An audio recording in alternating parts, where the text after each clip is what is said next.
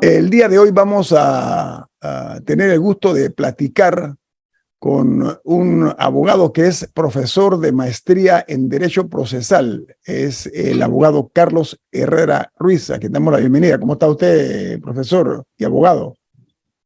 Excelente, gracias a Dios, gracias por la invitación, profesor Guillermo Antonio, por la invitación para poder compartir con ustedes. Creo que este es un tema que es de importancia para todos. La sentencia del señor Ricardo Martinelli, en realidad, es un tema que es un tema debe ser un tema obligatorio de análisis desde el punto de vista procesal. Por eso lo estamos haciendo aquí y lo hemos invitado a usted, pues en su condición no únicamente de abogado, sino como profesor de maestría en Derecho Procesal. Precisamente, a ver, el tema que yo quiero comenzar más allá de la sentencia del señor Martinelli, quiero darle un giro en lo que tiene que ver que es la principal causa del proceso, que es la compra de la editora Panamá América, EPASA. El juez ordenó el comiso de las acciones de la editora Panamá América S.A. y lo hace a favor del Estado. Es conocido, de acuerdo a la información que se genera en el proceso, que el señor Martinelli es propietario del 60% y que el 40% es del Estado, lo tiene el Estado. Ahora sería la posibilidad de que, pero viendo que como no está vigente todavía el fallo, porque está en primera instancia nada más, y que tiene que ir a recursos de apelación y casación, etcétera, este juez ha ordenado pues esto y me gustaría saber si en este caso, cuando se trata de la acción de comiso, esto pasaría a manos del Estado y sería patrimonio del Estado, pero ¿cuál sería el futuro del mismo? ¿Cómo se manejaría, tomando en cuenta que es un medio de comunicación, profesor Herrera Ruiz, abogado? Sí, es interesante porque aquí no estamos hablando de cualquier comiso, estamos hablando del comiso de acciones con relación a un periódico, a una editorial en el caso de Panamá. Lo que sí hay que tomar en cuenta es lo siguiente. Uno, que la sentencia no está en firme. ¿Qué significa esto? Tal cual usted lo señaló, las partes, ¿sí? Porque recordemos que aquí estamos hablando de una sentencia mixta, una sentencia donde la juez, después de hacer ese análisis de valoración que debe hacerse en toda la sentencia, estableció que había personas que no eran responsables del delito de blanqueo de capital. También condenó a algunas personas por el artículo 254 y el artículo 255, específicamente el numeral 1. ¿Sí? En el caso del señor Martinelli fue directamente el artículo 254 del Código Penal. ¿Por qué digo esto? Porque esto es importante establecer que todas estas personas que fueron condenadas, junto con el señor Ricardo Martinelli, todas estas personas gozan todavía del estado de inocencia, hasta que no exista una condena en firme, es decir, que no se hayan agotado, en este caso, todos los recursos que pueden interponer, en este caso la defensa, y también, en este caso, la fiscalía pudiera interponer algún tipo de recurso por las personas que fueron, en este caso, absueltas por parte de la juez que llevaba la causa. Sí, fueron 10 las personas en este sentido que recibieron ese beneficio. Oiga, abogado Herrera Ruiz, el abogado, uno de los abogados, porque tiene un equipo de abogados, uno de los abogados, creo que fue un señor apellido Camacho, alegó durante el juicio o admitió que su representado tiene el 29% de las acciones después que se negó. ¿Eso tiene algún tipo de impacto dentro de este caso, tomando en consideración que se niega primero que era dueño de parte de las acciones, después sí lo admite, que era del 29%? Se habla por parte de la fiscalía que es un 60%, o sea que tiene mayoría de acciones. ¿Eso cómo puede esto influenciar en este caso, doctor?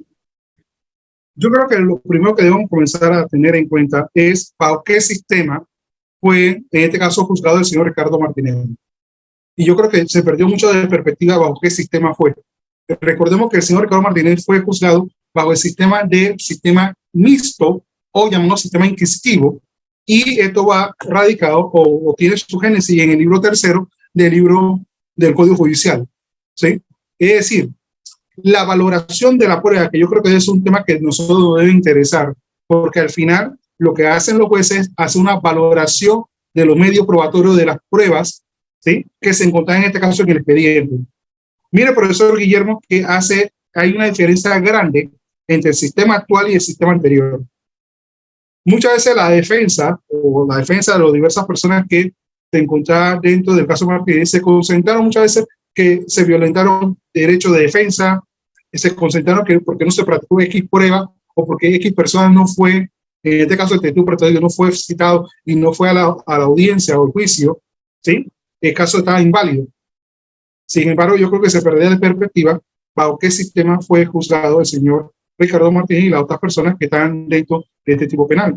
Y lo digo por la razón siguiente. La valoración que hacen los jueces la hacen de todos los elementos que se encuentran dentro del expediente. ¿Sí? Es decir, una enorme novedad, la declaración del testigo protegido que aunque no haya ido a ser objeto de un interrogatorio, un contrainterrogatorio, con las reglas del inquisitivo, no con la regla del acusatorio, ¿sí? Aún así se le tiene que dar valor a todo lo que está dentro del expediente.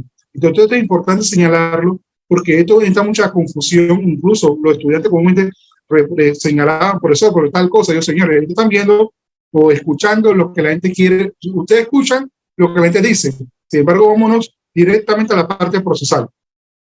Y lo que importa aquí es que él fue juzgado bajo las reglas del sistema inquisitivo, es decir, sistema mixto. Y la valoración de todos los elementos probatorios se da dentro de lo que se encuentra dentro del libro tercero del Código Judicial. Oiga, ¿qué impacto tiene que la defensa, y hay que entender la parte argumental, ¿no? Uno de los defensores del señor Martinelli ha dicho, y directamente lo dijo y públicamente, y por eso lo estoy citando, que la decisión de la juez fue un exabrupto jurídico. ¿Cuál es su opinión a esa expresión, abogado? Bueno, yo a veces evito hacer comentarios con relación a colegas. Yo creo que cada quien... No, en la parte conceptual. Me hablo en la parte conceptual. El impacto que eso puede tener o no. Profesor, desde que usted me llamó, yo estuve revisando la sentencia de que me llegó a mí. El número 17 estuve revisando la sentencia. Ojeé la sentencia y cuando usted me llamó, yo comencé a revisar la sentencia y yo veo una sentencia que cumple con los requisitos que establece el código. ¿Es robusta? ¿Es robusto el caso? Sí, que no estamos hablando de cualquier caso, estamos hablando de un caso que tenía cualquier cantidad de tomos que debe ser analizado desde su punto de vista. Lo que se debe atacar, no solo está bruto como el abogado dice, lo que se tiene que atacar ahí, ¿qué sería? Si la juez realizó, mire, la valoración correcta de cada una de las pruebas que se encuentran dentro del expediente. Eso es lo que hay que atacar. A veces nos vamos por otras cosas, sin embargo, lo que hay que atacar eso. Si se hizo la valoración correcta, si había un estándar probatorio elevado para poder mínimamente condenar a una persona. Ahora, abogado Herrera Ruiz, los tiempos de la justicia son distintos a los tiempos de nosotros, el tiempo de los ciudadanos. Hay de por medio unas elecciones presidenciales donde el señor Martinelli hasta este momento no tiene nada que le impida postularse si el fallo no está en firme, ¿es correcto? Así es. ¿Cuál es en este caso la fórmula? ¿Hay tiempos específicos de aquí al proceso electoral para que pueda salir este fallo, entendiéndose que tiene 3 etapas como unos escalones de una escalera, ¿no? Antes de llegar pues finalmente a la Corte Suprema de Justicia. La lentitud, la laxitud o la dinámica de la justicia, ¿qué lo va a marcar en su opinión? Yo creo que es importante, mire que lo busqué, hacer mención de la ley 75 del 8 de diciembre del año 2015. ¿Sí? Esa es la ley que establece la adopta medida para la información de los procesos judiciales y otras disposiciones. En esa ley, específicamente en el artículo 6, establece cómo se notifican las partes. Ajá. Anteriormente, en el sistema inquisitivo, la parte era notificada personalmente. Ahora las partes son notificadas por correo electrónico o por cualquier medio electrónico. Esto pero la persona no puede alegar en este caso, bueno, yo no estoy enterado, no recibí el correo, se me dañó en internet. Pregunto.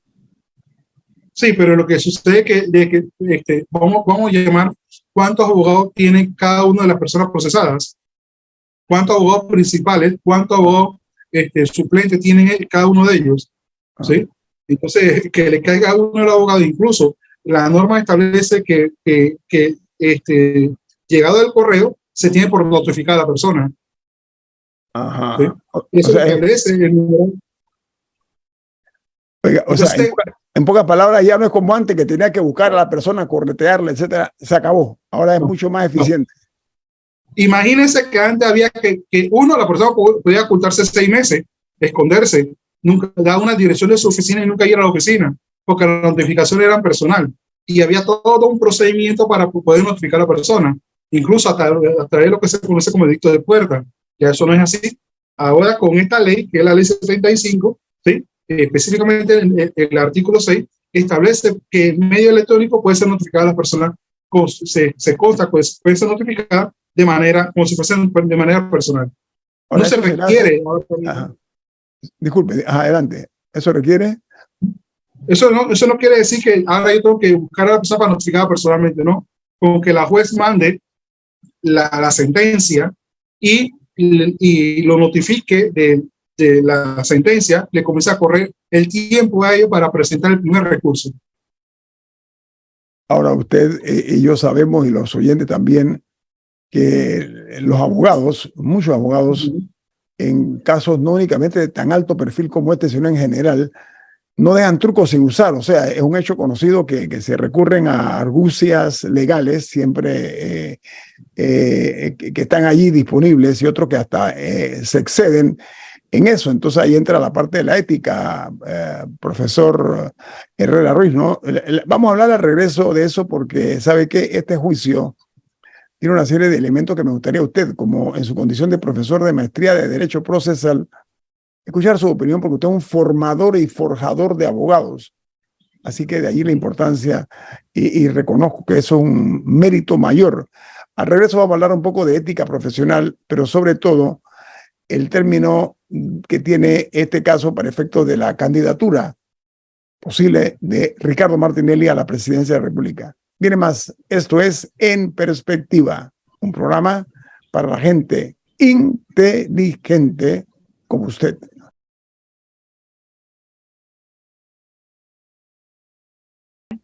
A ver, en este caso de New Business, el resultado fue que hay 5 personas condenadas, pero 10 de los imputados fueron absueltos en el caso de New Business. Adelante, Camila. No, yo quería preguntar por estas otras 10 personas si ya el proceso para ellos ya termina y porque ya les removieron las medidas cautelares, etcétera. Pero si alguna de las partes, sea el Ministerio Público o alguno de los condenados, deciden apelar por alguien específico, o sea, ¿el proceso continúa para todo el mundo o se apela a personas específicas? Tipo, si de los 10 absueltos, el Ministerio Público decide apelarla de 3 personas, ¿el proceso continúa para los otros 7? Ok, es interesante tu pregunta, Camila, porque recordemos que hace un momento señalé que lo que deben revisar en este caso, tanto el Ministerio Público como las defensas, si la diversa defensa que participaron de ese juicio, es si al momento de hacer el análisis o la valoración de las pruebas o los medios probatorios que se encuentran dentro del expediente, y esto quiero recalcarlo, dentro del expediente, la juez valoró de manera correcta las pruebas. La juez, incluso cuando ella declara que absuelve a alrededor de 10 personas, el Ministerio Público sí considera, ¿sí?, que no se hizo la valoración correcta, puede también interponer un recurso de apelación. Pero mi pregunta es si se apela a todo o ellos pueden apelar de personas específicas. Personas específicas. O sea, yo lo pregunto porque al final del día, en muchos de estos casos, estamos hablando de decenas de personas que están metidas desde secretarias hasta personas de alto perfil. Y muchas veces, cuando hablamos de que se suspenden las audiencias o que introducen o no sé quién se declara incapacitado y no puede ir, o que el abogado se le rompió una uña o lo que sea, pensamos en las personas de alto perfil, pero al final del día suele haber muchas personas metidas en estos procesos que también terminan dedicándole una década de sus vidas a estos casos. Entonces quería saber en qué momento, o sea, si cada vez que se apela, si cada vez que surge un proceso, se alarga para todo el mundo. No, salara solamente para la persona que se recurrió. ¿Sí? Si el Ministerio Público considera que, por ejemplo, por mencionar algún nombre, el señor Vernon Salazar, ¿sí? Que fue una de las personas sueltas, y también el señor Gonzalo Gómez, que fue una de las personas sueltas, le cabía, la juez hizo la valoración correcta y tenía elementos mínimos para llevarlo a juicio, y que la juez la absolvió. Si el Ministerio Público considera, no interpone ningún tipo de recurso en contra de esa persona, y para esta persona el proceso termina. Sin embargo, para las personas que sí, el proceso continúa. Profesor, a ver, hasta hace muy poco tiempo, tomando en consideración que hay que reconocer que la justicia panameña, que estuvo mucho tiempo lastrada, que fue una justicia donde la incompetencia o la negligencia o intereses creados detuvo muchos procesos, torció muchos resultados. Resulta ser que la realidad es que la impunidad acaba siendo una condición necesaria para que el sistema funcione. Lamentablemente eso es así. Pero en cuanto a esto, yo creo que los abogados deben llevar la batalla con templanza, pero también con ética, vuelvo a repetir. Y en este caso en particular, en este New Business, surgieron cosas verdaderamente, a mi juicio, vergonzosas.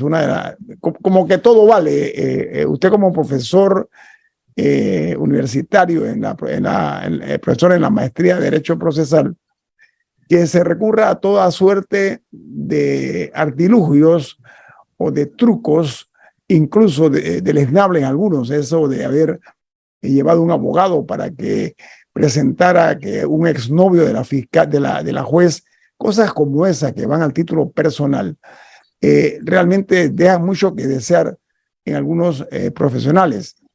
¿Hasta dónde da esa cuerda de donde está la frontera entre la ética y la antiética, profesor? Usted como forjador de abogados, como repito, y para mí tiene mucha importancia ser profesor de maestría de Derecho Procesal. La ética como profesionales, profesor. Porque nosotros no podemos pasar por alto que cada día se cuestiona muchas veces el actuar de muchos abogados, ¿sí? Una cosa es que se juzgue a un abogado en poner incidencia, escuchen, que esto quede claro, o colocar incidencias o presentar los recursos necesarios con la finalidad de defender esa cliente. Eso es una cosa. Y eso es totalmente aceptable, ¿sí? Que yo, como abogado, busque los medios que la ley me permite, ¿sí? Para presentar algún tipo de incidencia. Eso es totalmente permitido. Eso no tiene nada que ver con la ética, eso tiene que ver con el ejercicio de la abogacía. ¿Sí? Sin embargo, hay otro tipo de conductas que pueden ser vistas y cuestionadas dentro del actuar de algunos abogados. Eso sí, entonces, eso sí tiene que ser objeto de una denuncia y posteriormente una investigación por parte del Colegio Nacional de Abogados. ¿Sí? Pero toda la incidencia que la ley me permite a mí como abogado al momento de defender a una persona son válidas. ¿Sí? No rayan la ética. Son válidas. Por ejemplo, yo no sé si usted recordará que cuando empieza esto, la investigación de este caso, se interpusieron varias incidencias. ¿Sí? Se promovieron varias incidencias por todos los abogados. ¿Sí? Todas estas incidencias fueron válidas. Que tuviera o no algún tipo de fundamento o algún tipo de razonamiento es otra situación. Que se le concediera o no se le concediera es otra situación. Pero todas eran válidas, porque eso lo permite la ley. Ahora, el fiscal, y me llamó mucho la atención, fiscal del caso, él declaró que se probó la comisión de la conducta punible del expresidente Martinelli. Esa seguridad en la expresión es una garantía, tiene un sentido lógico, una posición tan determinante como esa, señor profesor Herrera Ruiz. Es interesante su pregunta, profesor, porque debemos partir que en el sistema inquisitivo y en el sistema actual hay dos factores importantes, ¿sí? Que guardan relación con lo que se conoce como el binomio fáctico jurídico. Es decir, una cosa es la acreditación del tipo penal y la otra es la vinculación de la persona con el hecho punible, o es decir, con el hecho investigado o el hecho acusado. Ajá. Y esto debe guardar relación con un principio procesal que tiene que ver con lo que es el principio de concurrencia. Entonces, cuando el fiscal a esta altura, y esto es importante señalarlo, el fiscal por mandato constitucional y por nuestra propia norma, en este caso de la ley 63, debe basar su investigación de una manera objetiva. Esto quiere decir que, esto quiere decir que al momento de que el fiscal hace una investigación, tiene que investigar lo favorable y lo no favorable. Cuando el fiscal señala que tiene elementos que vinculan a una persona con el proceso, el fiscal tiene que estar seguro de que esos elementos existen dentro de la investigación, ya sea dentro de la carpeta, dentro del sistema nuevo o dentro del expediente en el sistema inquisitivo.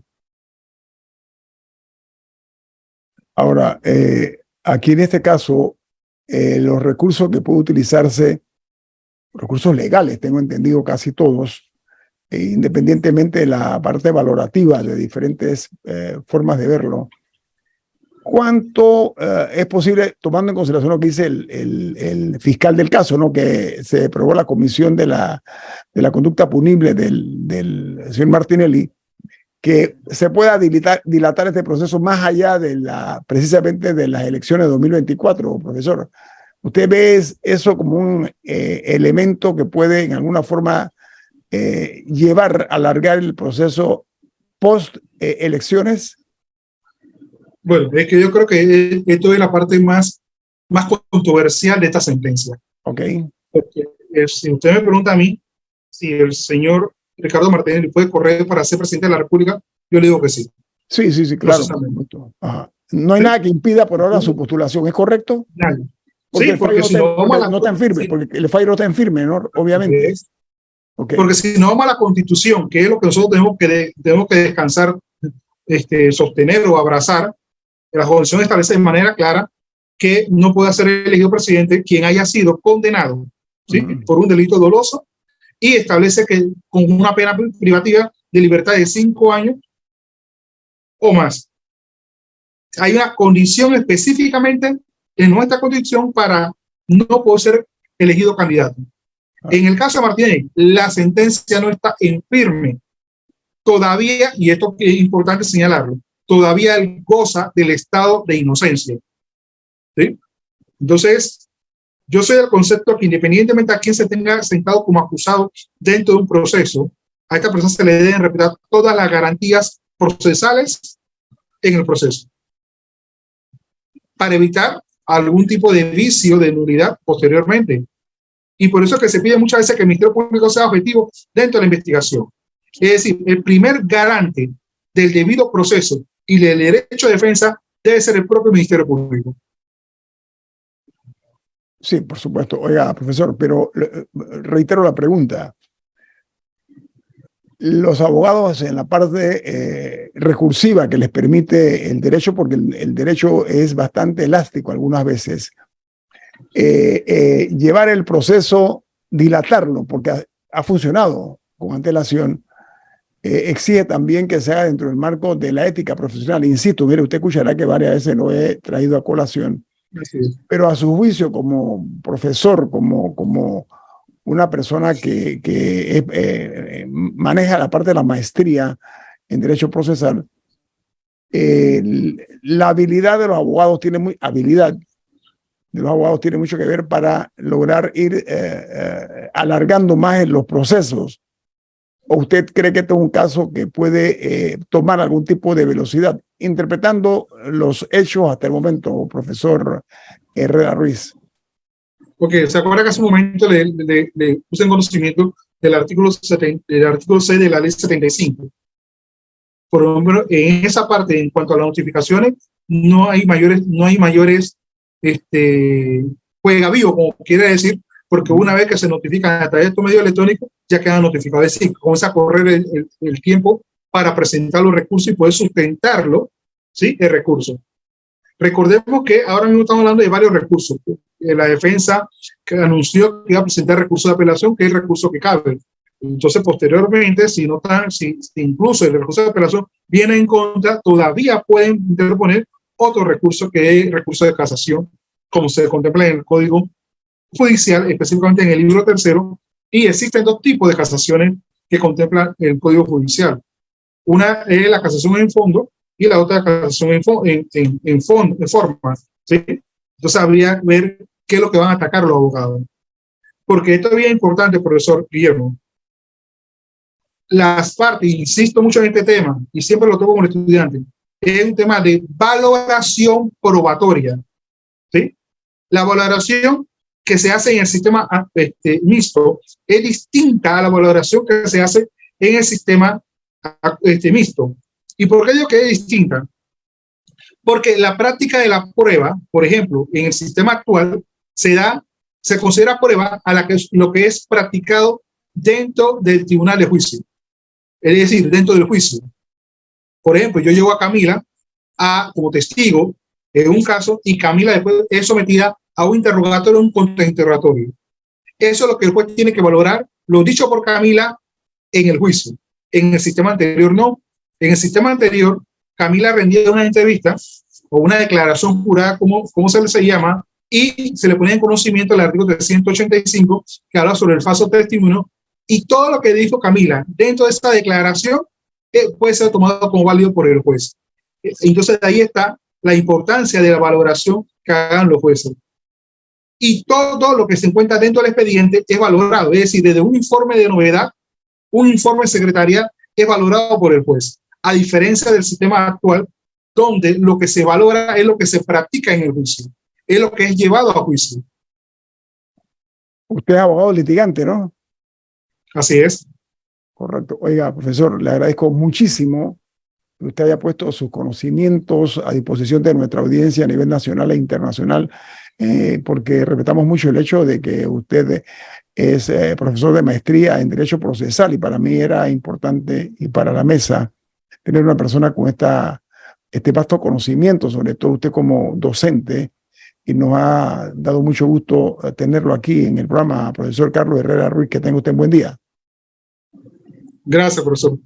Gracias, Camila. Gracias, profesor Rubén Murgas, por la invitación.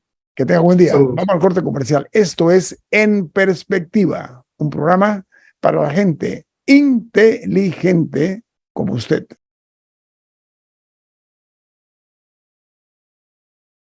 Amigos, la noticia en materia económica el día de hoy, y no, para nosotros es ineludible tocarlo, es que en el Consejo de Gabinete se autorizó al Ministerio de Economía y Finanzas que pueda emitir de uno o de varios valores o títulos de valores del Estado hasta 1.600 millones de dólares, con el propósito, conforme a lo que se ha dicho, de financiar recursos del presupuesto general del Estado para la vigencia fiscal de este año 2023 y otras vigencias. Entonces, estos fondos se dice que van a ser utilizados como parte de los requerimientos financieros del gobierno. Entonces, porque ya se han emitido 700 millones, así que eso asciende, entre otros, a 4.200 millones de dólares. La danza de millones continúa, el endeudamiento todavía está latente. Camila, adelante.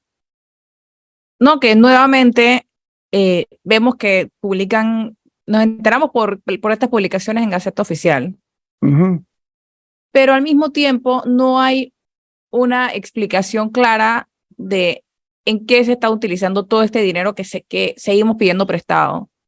Y creo que eso falta. Yo sigo recalcando la ausencia pública del ministro de Economía y Finanzas, Héctor Alexander. O sea, no suele dar declaraciones, no suele conceder entrevistas. En muy poca gente del MEF lo hace. El viceministro Almengor varias veces sí lo he visto, pero no es común tampoco. Y yo sí soy de la opinión que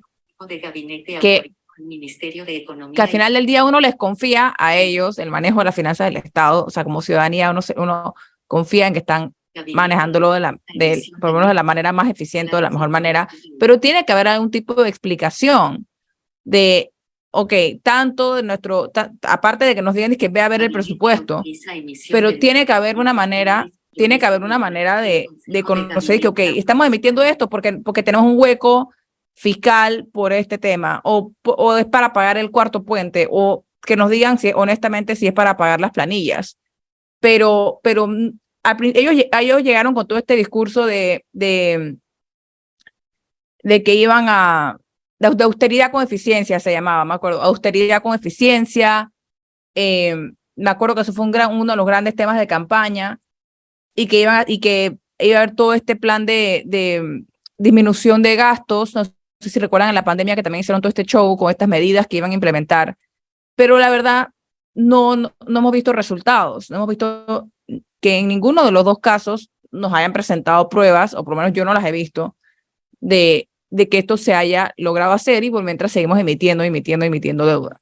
Lo que no sabemos es eso se va a utilizar en este caso para financiar inversiones. Esa es una de las interrogantes que estamos o sea, es puro gasto. O gastos corrientes puede ser también, pero la contratación de deuda hay que verla con mucho detenimiento, porque ya este gobierno está ya en el atardecer de su mandato. Eso va a corresponderle a la nueva administración que se hará cargo de los destinos de la patria a partir del año 2024. Entonces, ahí no, porque la otra pancarta bajo la que llegaron es que no iban ni a crear ni a aumentar impuestos. Ajá. Yo recuerdo habérselo escuchado a la ahora presidente Cortizo en campaña, que francamente a mí me parece que nadie debería prometer eso antes de llegar, porque cuando llegas es que ves las situaciones y cosas como la pandemia, que verdaderamente los amarró un poco al no poder tener acceso a nuevas líneas de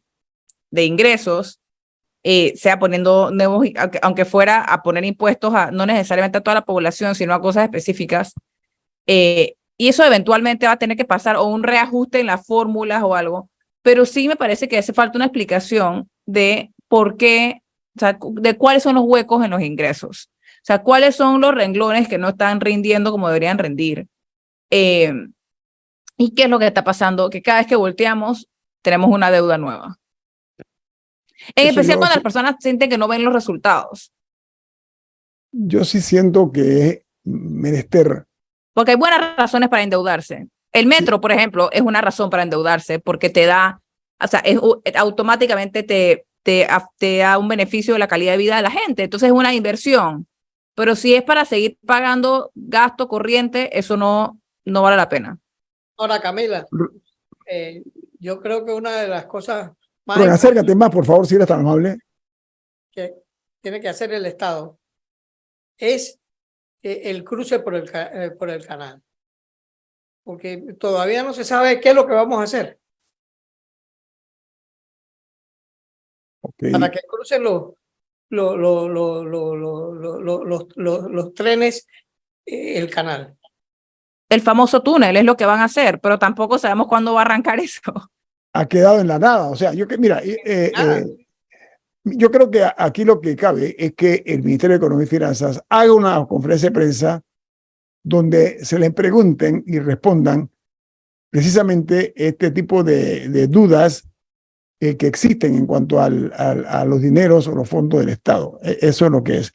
Oigan, antes de terminar el programa, hay vientos de fronda, como se le dice, en cuanto a la persecución de la corrupción y la manera de cómo los ex jefes de Estado, los expresidentes de otros países están siendo expuestos por actos de corrupción. Esto que ha ocurrido con expresidentes centroamericanos, con el expresidente Juan Carlos Varela, en fin, o sea, hay un movimiento muy fuerte, esto de la lista Engel, donde los Estados Unidos ha accionado también con su presión. Realmente llama, a mi juicio, mucho la atención, porque la corrupción es un fenómeno global, no es un tema aquí doméstico, y el hecho aquí es que es noticia que no únicamente a fiscales corruptos y demás, sino que también están ahora mismo actuando contra expresidentes. El caso de Mauricio Funes, de Cercenen. O sea, estos dos casos en particular deben lanzar unas alarmas a quienes han ostentado el poder, porque la la corrupción parece que es irrefrenable, ¿no? Por la falta de acción de la justicia en algunos países y a falta de justicia en estos países, y me da mucha pena decirlo por lo que me corresponde como panameño, tenga los Estados Unidos que marcar el ritmo de lo que es la persecución del delito o el señalamiento o la denuncia de los mismos. Entonces, veo que la forma como se está manejando con listas como la Engel, como la lista Clinton y demás, están tomando mucha fuerza en el continente. Y lo que tiene que pasar es que los tribunales locales se pongan a tono y ya sacan de esos casos, sea a favor o en contra, absuelto, condenado, lo que sea, pero que haya respuestas, que no se quede todo en el aire, que se hagan las investigaciones que tienen que hacer y que haya un resultado. Y al final, el resultado, uno puede estar a favor o en contra, pero tiene que haber un resultado final. El problema es cuando estas son las únicas medidas posibles de que se hable de estos temas, porque simplemente los procesos locales no dan ningún tipo de resultado. Mira, para efecto de Panamá, hasta hace un poco tiempo teníamos una justicia sin historia. Lamentablemente, me da mucha pena decirlo, pero incluso la discusión en este país, el argumento no se ha estado centrando en quién es honesto, sino quién robó menos o quién robó más, lo cual es motivo realmente de vergüenza, porque estamos en la antesala de una etapa crucial en la historia pública, de la historia pública de este país. El desvanecimiento del poder cuando un presidente sale queda a descampado, o sea, no tiene un paraguas que lo proteja, y entonces quedan al desnudo los excesos que han cometido y demás. Entonces, la falta de justicia hasta ahora ha llevado a lo que se llama el desgarro social. Lamentablemente, los que lo pagamos somos los ciudadanos, los fallos, porque se ha pretendido como crear un espejismo, ¿no? De impunidad en este país. Entonces, el hecho de que los Estados Unidos haya tenido la iniciativa, o tomado la iniciativa de señalar con el dedo acusador y castigando con las medidas que le corresponden a ellos tomar dentro de su territorio, no en el territorio de otros países, llama mucho la atención con la manera casi grotesca en que la impunidad ha sido la que ha estado caminando rampante por toda América Latina. Entonces, eso ha sembrado mucha discordia también, pero yo siento que eso lo que ha hecho es desnudar lo que mucha gente sabía, pero que la justicia de los países en algunos casos no decía. Caso contrario, Perú, donde allí sí los presidentes se corren el riesgo, es como 5 presidentes que han pasado por las cárceles, y en Costa Rica ha habido presidentes detenidos, en El Salvador, en Honduras, Guatemala. Entonces estamos viendo como un resurgimiento de lo que es la justicia y que deja entonces esa inacción a hombres de biografía opaca, hombres y mujeres que pasaron por cargos públicos en el ejercicio de sus funciones como abogados en altos cargos, que ni se les recuerda siquiera, y cuando se les piensa es en sentido negativo, porque dejaron una estela de incapacidad y de negligencia en su gestión. Bueno, hasta aquí por el día de hoy en Perspectiva.